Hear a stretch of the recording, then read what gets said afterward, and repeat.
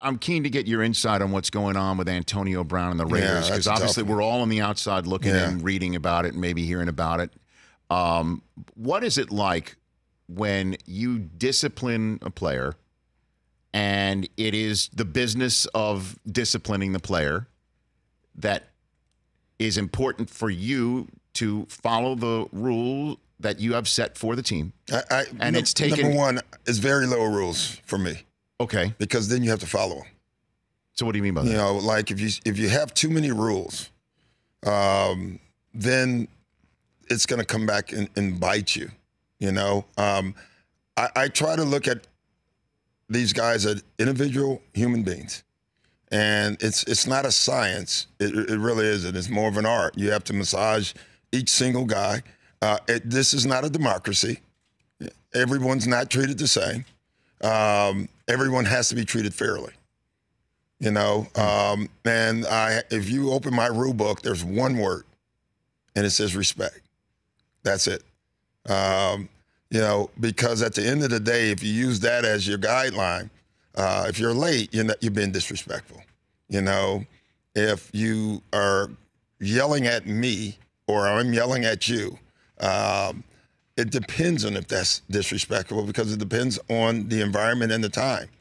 You know, and so I just think that way it gives you some wiggle room to stay out of trouble. But what if a player views a basic disciplinary action by you about not being at a, say, walkthrough or not being at a training camp? Then we're going to have a talk first. And he views that as disrespectful, though, which it appears to be the case of Antonio Brown, who then Instagram stories out the fine letter he receives from the general manager. What do you think of what's happening up there right now? The first thing I would say from my thing is, and let's make this clear, what he's doing is not smart or not right, you know, but it should be private.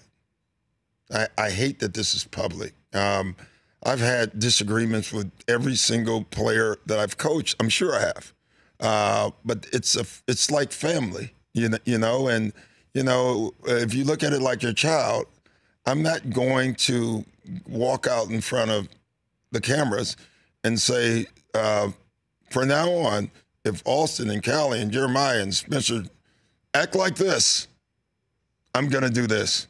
Because now you just put yourself in a tough position. But I'm going to walk to those kids and talk to them. I'm going to tell them. And at some point, if that doesn't register, then you have to take action.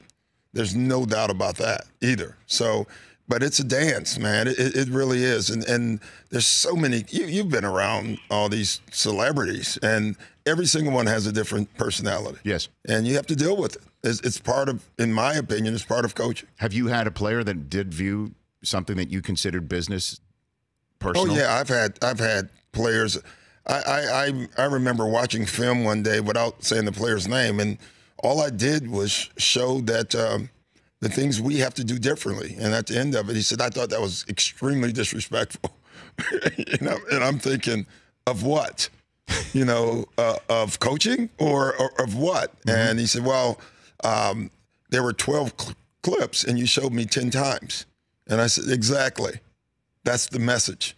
You know, but he didn't like it. He stormed off, you know, and you gave him room, and then he came back and you sat in your office and you talk about it.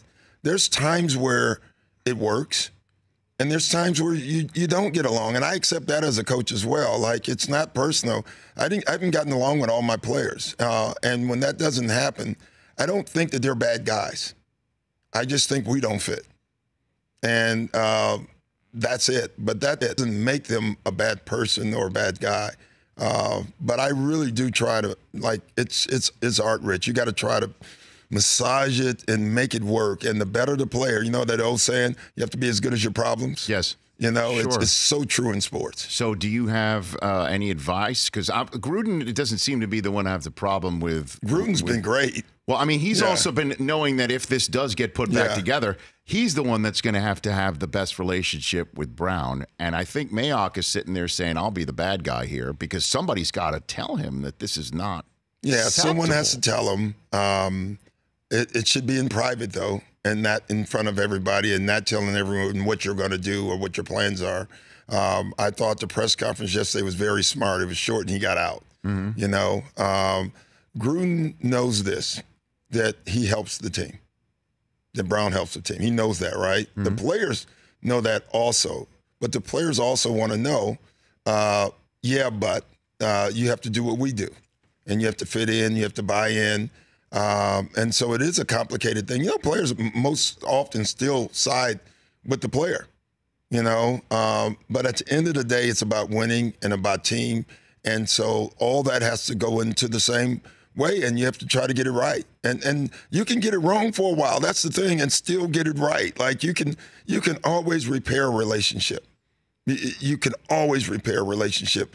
But what you can't do is give an ultimatum and say, if this doesn't happen, it's over. I would never do that. So is there something that's just broken? Yeah, there's an update about 15 minutes ago. Justina Anderson saying that a source told her Antonio Brown issued, quote, an emotional apology at a team meeting this morning with team captains standing with him. There you go.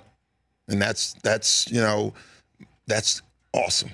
Now the second part has to be, him and the GM sit and talk. Him and Gruden sit and talk. He's already talked to the players because that always happens.